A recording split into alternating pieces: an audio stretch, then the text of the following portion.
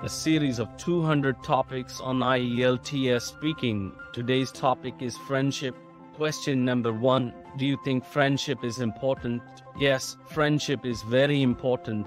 Friendships provide companionship, support, and a sense of belonging, which are all crucial to mental health and well-being. Friendships can also help reduce stress and provide a sense of purpose. Question number 2. Are friends as important to you as your family? I rely on my family for the majority of my emotional needs, but my friends are also very important to me. In times of need, the unique bond and comprehension they offer me become vital. Question number 3. Do you have many friends? The answer to that question is dependent on how you characterize many friends. Although I have quite a few close friends, I don't really keep in touch with a lot of people outside of my immediate social circle. Question number 4. Do you have a lot of close friends? No, I don't have a large number of close friends. I only have a few close friends, but I value quality over quantity. Question number 5.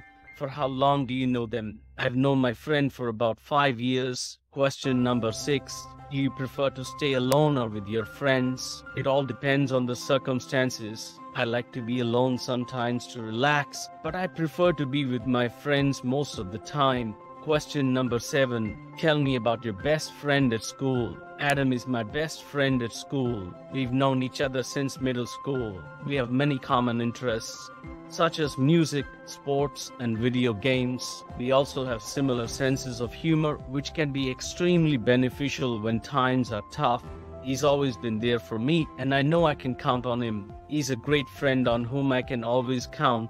Question number 8. What do you expect from a good friend? A good friend should be loyal, dependable, supportive, understanding, and trustworthy. They should be someone you can turn to for advice and guidance, as well as someone who will be there for you in times of need.